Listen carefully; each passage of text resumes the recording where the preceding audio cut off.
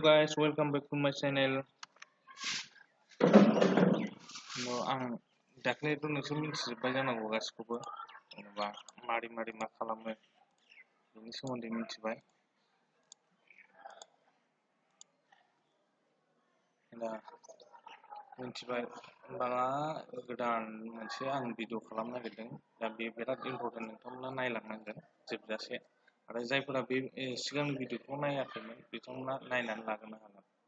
सिगांनि भिडिअखौ नायनानै लानो हागोन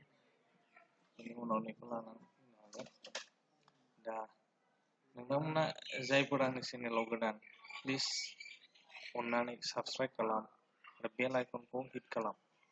मानो होननानै बुङोब्ला आंनि गोदान भिडिअ आपल'ड जायोब्ला नोंथांनाव नटिफिकेसन थांगोन बेनि अनगायैबो लाइक आरो शेयार खालामनो दाबाव आरो आंनो फिडबेक हरनो थाखाय नोंसोरो कमेन्ट बक्सआव कमेन्ट खालामनो हागोन स' let's start first of all माने नैबेयाव मोनथाम आं माबा खालामनानै लाबाय टेबोल खालामनानै लाबाय बे जाहैबाय फार्स्ट नेम मिडल नेम लास्ट नेम ओमफ्राय नैबेयाव जाहैबाय नैबे नामखौ पार्ट खालामगोन आरोना फार्स्ट नेमाव थागोन मिडल नेमाव थागोन लास्ट नेमाव थागोन फार्स्टलि आङो बेखौ सेलेक्ट खालामसै सेलेक्ट खालामखांनायनि उनाव आङो माबायाव थांगोन सेलेक्ट खालामखांनायनि उनाव आं डेटायाव थांगोन डेटानि उनाव जाहैबाय टेक्स्ट टु कलम्सआव थांगोन टेक्स्ट टु कलम्सनि उनाव बेबायदि ओंखारगोन इन्टारफेस ओंखारगोन नोङो बेयाव सेलेक्ट खालामदो फार्स्टनियाव ओमफ्राय नेक्स्ट क्लिक होदो नेक्स्ट क्लिक होनानै बेयाव कलम माबा दङ नालाय स्पेस दं नालाय जों स्पेसाव टिक खालामनांगोन आरोना स्पेस टिक खालामखांनायनि उनाव नेक्स्ट होदो नेक्स्टनि उनाव जाहैबाय जोङो माबे र'आव बानायनो नागिरदों माबे जेन'बा नैबेखौ थुदो नैबेखौ सेलेक्ट खालामनानै नैबेखौ थुबानो जाबाय थुनानै बे डलार जाबाय अट'मेटिकलि गावनो फैखागोन बेनि उनाव फिनिश थुदो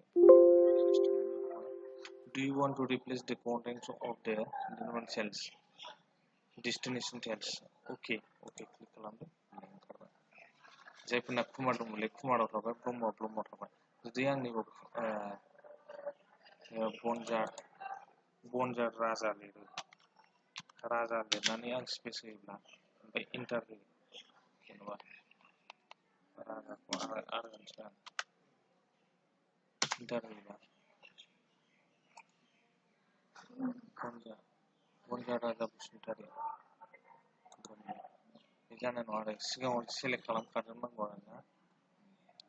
दा बे आरो मोनसे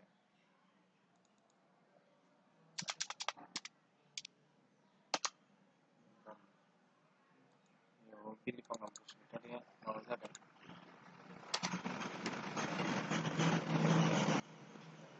ब्रह्म थांबाय गेजेर कुमार दङ नालाय बे थांबाय आरो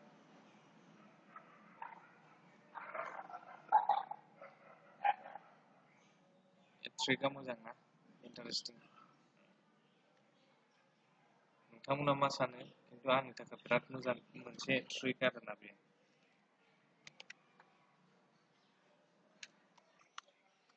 गोदान मोनसेबाव ट्रिक नाम्बार बे जाहैबाय मोनसे जेन'बा जायफोर स्टुडेन्टआ 0 मोनदों बिसोरनि थाखाय रिटेस्ट जाफिननांगौ दा बेखौ नों माबायदि खालामो इफ फर्मुलायाव आरो दा नैबेयाव जेन'बा 0 मोनदों बे स्टुडेन्टआ 0 मोनदों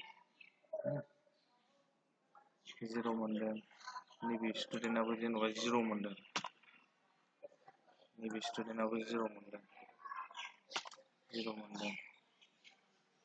नैबे 0 मोनदों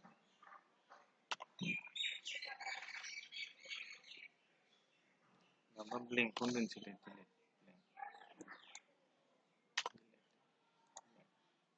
जायफोर 0 मोनदों बिसोरनाव मोनसे रिटेस्ट जागोन आरोना दा रिटेस्टनि फर्मुला माबोरै जोङो बिसोरखौ मा होनो चार्टआव जोंनि डाटायाव चार्टआव रिटेस्ट होननानै लिरनानै होनो दा बेबो मोनसे फर्मुला दं आरोना इकुवेल टु होनांगोन जोङो इकुवेल टु इफ होनदों इकुवेल टु इफ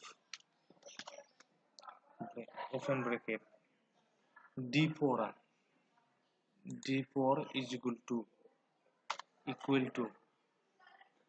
0 जायोब्ला बे जाहैबाय फर्मुलाया retest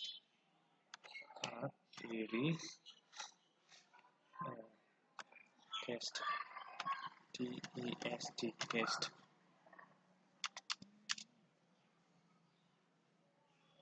test retest comma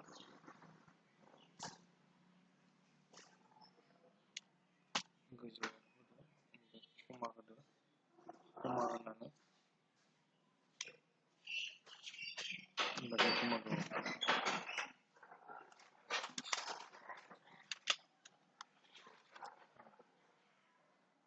मोनसे भुल जाब्लानो जानाय नङा इन्टार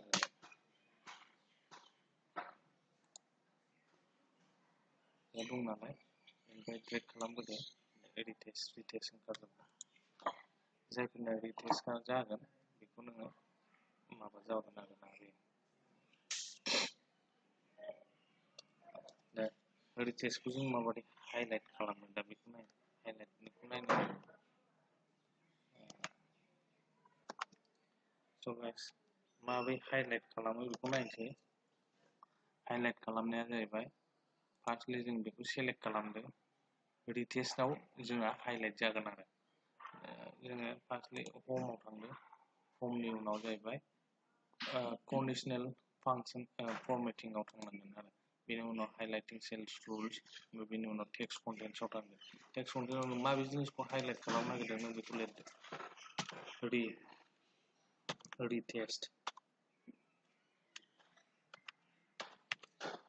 लिरदो अके होबानो जाबाय हाइलाइट कालारखौ नों चेन्ज खालामनो हायो आरो ना गोसो बायदि retest हाइलाइटखौ चेन्ज खालामनो स' गाइस दिनैनि भिडिअआ एसेनोसै माने 10टा टप 10 ट्रिक्सआ जोब्बाय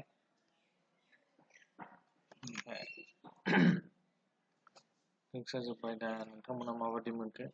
कमेन्ट खालामहरबानो जाबाय आरो साबस्क्राइब खालामनोथ' दाबाव बेल आइकनखौबो हिट खालामनो दाबाव मानोना आं गोदान जेलाखिनि गोदान भिडिअ खालामो बे नोंथांनिसिम नटिफिकेसना थांगोन शेयार खालामनानै दाबाव स' गोजोननाय थाबाय आंनि भिडिअखौ नायनायनि थाखाय थेंक इउ जय बर' हारिनि जय